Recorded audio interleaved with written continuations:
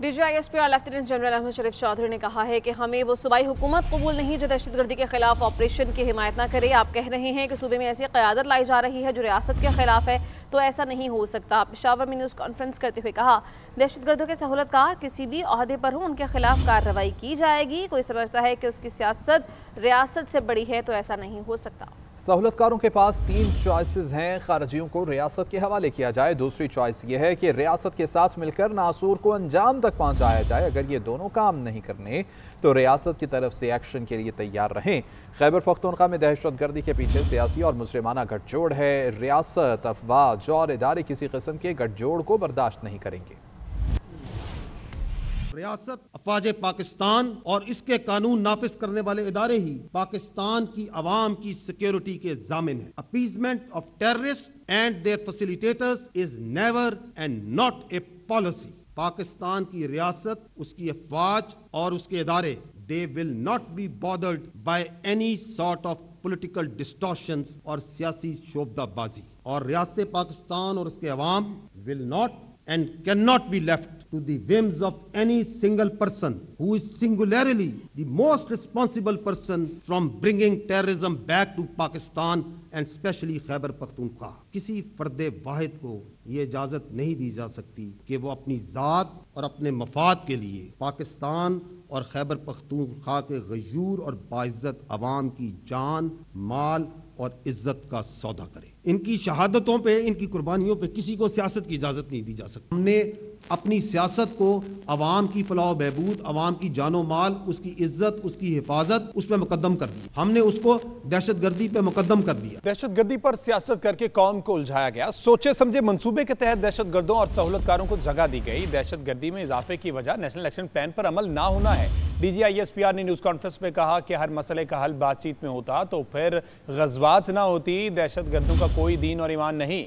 सियासी जमातों ने नेशनल एक्शन प्लान में दहशतगर्दी के खात्मे पर इत्तेफाक किया था। पिछली हुकूमत ने एक्शन प्लान में से कुछ नकात हज़फ किए। गुमराहकुन बयानिए से दहशतगर्दी के खिलाफ कार्रवाइयों को कमज़ोर किया गया। जब फौज कोई एक्शन लेती है तो आप कहते हैं दहशतगर्दी के पीछे वर्दी है। पाक फौज हर रोज़ कुर्बानियाँ दे रही है और आप सियासत कर रहे हैं। अब स्टेटस को नहीं चलेगा, शोहदा का खून रायगा नहीं जाएगा। अब स्टेटस को नहीं चलेगा। जो शख्स या गिरोह किसी मजबूरी की वजह से या अपने फायदे की वजह से खारजियों की सहूलतकारी कर रहा है, उसको पास 3 वाज़ेह चॉइसेस हैं। अव्वल, कि वो खुद इन खारजियों को रियासत के हवाले कर, या फिर वो दहशतगर्दी के खिलाफ कार्रवाइयों में रियासत के इदारों के साथ मिलकर इस नासूर को अपने अंजाम तक पहुँचाए ताकि मासूम आवाम को नुकसान ना हो। अगर ये दोनों काम नहीं करने तो फिर खारजियों के सहूलतकार होते हुए रियासत पाकिस्तान की तरफ से भरपूर एक्शन के लिए तैयार हो जाए। ख़वातीनो हज़रात, हमारे शोहदा की कुर्बानियाँ हमारे हौसलों को मजीद बढ़ाती हैं। हम सलाम पेश करते हैं इन अजीम शोहदा को, उनके खानदानों को और बिलखसूस खैबर पख्तूनख्वा के गयूर आवाम को जो गुज़िश्ता 2 दिहाइयों से ज्यादा अरसे से सीना सामने करके इस दहशतगर्दी का मुकाबला कर रहे हैं। हमारे लिए हमारे शोहदा बाइसे फख्र हैं। पाकिस्तान और खैबर पख्तूनख्वा की हिफाजत करते हुए इस धरती के, इस खैबर पख्तूनख्वा से ताल्लुक रखने वाले इन शोहदा की कुर्बानियों के हम मरहूने मिन्नत हैं। आप मरहूने मिन्नत हैं। हम ये ट्रिब्यूट पेश करते हैं खैबर पख्तूनख्वा के शोहदा को।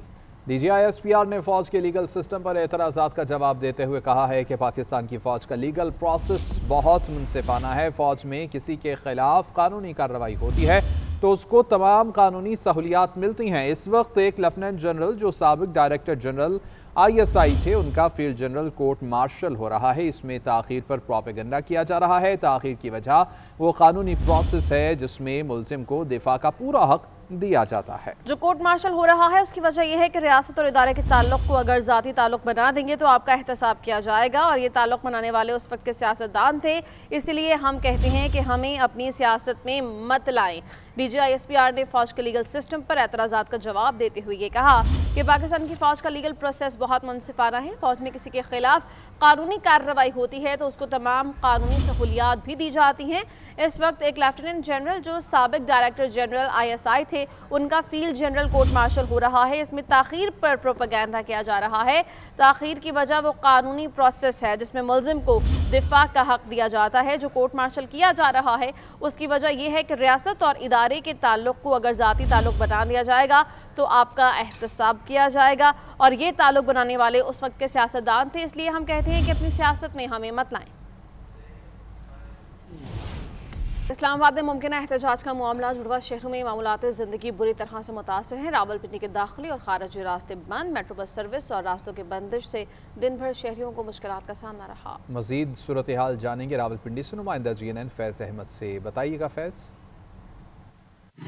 मजहबी जमात के मुमकिन एहतजाज के पेश नज़र रावलपिंडी में सिक्योरिटी इंतहाई सख्त कर दी गई है। जगह जगह जो है पुलिस की भारी नफरी तैनात है। चौक चौराहों में भी रावलपिंडी के पुलिस के एहलकार जो हैं वो तैनात है। इसी तरह कारोबारी मराकज़ जो हैं वो आज दिन भर बंद रहे। निजी स्कूल, कॉलेज, यूनिवर्सिटियाँ जो हैं वो तलीमी सरगर्मियाँ भी जो हैं वो मुकम्मल जो है वह तातुर का शिकार रही।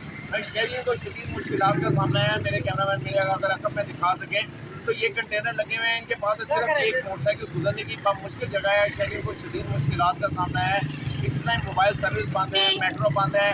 सीमेंट जो है वो भी मरी रोड में पहुँचा दी गई है। इस तरह जो है रेस्क्यू के इदारे और दीगर इदारे जो हैं वो भी हमा वक्त उनको अलर्ट रहने के लिए अहकाम जारी किए गए हैं। जिला इंतजामिया पुलिस के अफसरान जो हैं वो मुख्तलिफ पॉइंट्स को खुद भी आकर चेक कर रहे हैं। जी तो इस्लामाबाद में भी मजहबी जमात के एहतजाज के बायस रास्ते बंद हैं। इस्लामाबाद की मुख्तलिफ सड़कों पर कंटेनर्स लगाकर रास्ते बंद किए गए। रेड जोन को मुकम्मल तौर पर सील किया गया है।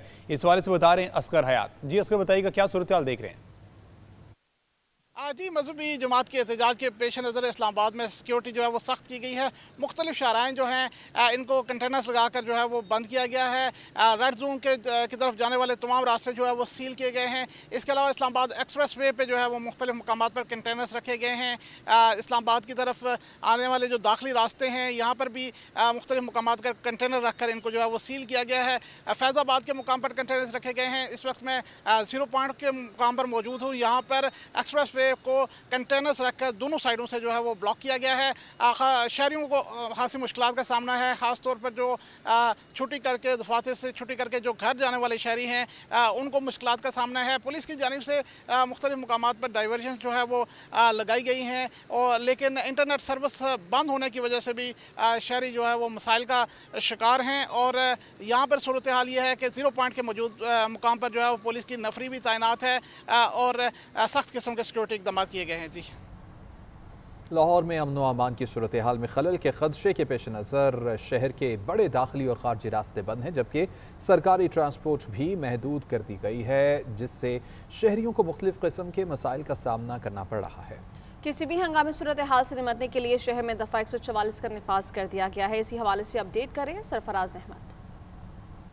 देखें, एक मजहबी जमात की जानिब से एहतजाज की कॉल के बाद लाहौर शहर में सिक्योरिटी हाई अलर्ट कर दी गई है और किसी भी नाखुशगवार वाक़े से निपटने के लिए शहर के दाखिली और खारजी रास्तों समेत शहर में वाक़े जो अहम शाहराहें हैं वहाँ पर कंटेनर लगाकर उनको बंद कर दिया गया है और वहाँ पर पुलिस की जो भारी नफरी है वो भी तैनात कर दी गई है। मैं इस वक्त बाबू साबू चौक पर मौजूद हूँ और मेरे पीछे जो आपको शाहराह नजर आ रही है ये शाहराह जो है ये मोटरवे की तरफ जो है वो जाती है और यहाँ पर कंटेनर लगाकर इसको मुकम्मल तौर पर जो है वो बंद कर दिया गया है। और दूसरी जानिब एक सड़क यहाँ से जो है वो बत्ती चौक की तरफ जाती है जो कि यहाँ पर भी कंटेनर लगाकर उसको मुकम्मल तौर पर बंद किया गया है। और एक और सड़क जो बड़ी अहम शाहराह है जो कि यहाँ से जो है वो मुल्तान रोड की तरफ जाती है और वो शाहराह भी जो है वो मुकम्मल तौर पर बंद कर दी गई है। वहाँ पर कंटेनर लगा दिए गए हैं और पुलिस की जो भारी नफरी है वो वहाँ पर जो है वो तैनात की गई है। दूसरी जानिब लाहौर पुलिस के ज़राए का ऐसा कहना है कि जब तक लाहौर शहर के अंदर हालात साजगार नहीं हो जाते हैं सिक्योरिटी जो है वो इसी तरह से ही हाई अलर्ट रहेगी। और तीफी भट्ट की गिरफ्तारी और तफ्तीश का मामला अमीर बालाज कत्ल केस की तफ्तीश CCD को दे दी गई है। ख्वाजा तारिक गुलशन और तीफी भट्ट को दुबई से इंटरपोल के जरिए गिरफ्तार करके पाकिस्तान लाया गया था। तीफी भट्ट को अमीर बालाज कत्ल केस में मरकजी मुलजिम होने की बिना पर हिरासत में लिया गया है। इसी हवाले से जानेंगे नुमाइंदा लाहौर सरफराज अहमद हमारे साथ मौजूद हैं। बताइएगा सरफराज।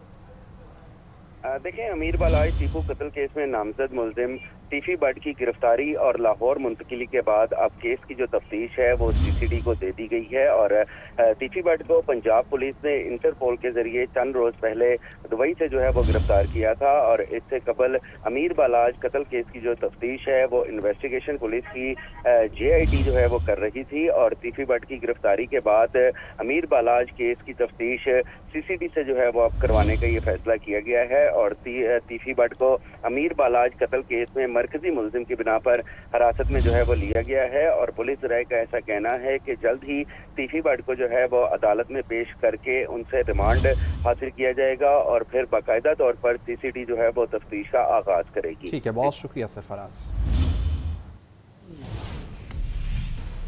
खेल के मैदान से खबर यह कि पाकिस्तान और जनूबी अफ्रीका की टीमों ने दूसरे रोज प्रैक्टिस सेशन मुकम्मल कर लिया। दोनों टीमों ने 3 घंटे तक प्रैक्टिस सेशन किया। कायद-ए-आज़म ट्रॉफी खेलने वाले खिलाड़ियों में से मोहम्मद रिजवान और साजिद खान के अलावा तमाम कौमी क्रिकेटर्स ने कैंप को ज्वाइन कर लिया। पहला टेस्ट मैच 12 अक्टूबर को लाहौर में खेला जाएगा। आकिब कुरैशी इस वक्त कज़ाफी स्टेडियम में मौजूद हैं, उनसे प्रैक्टिस का अहवाल जानते हैं। आकिब बताइए।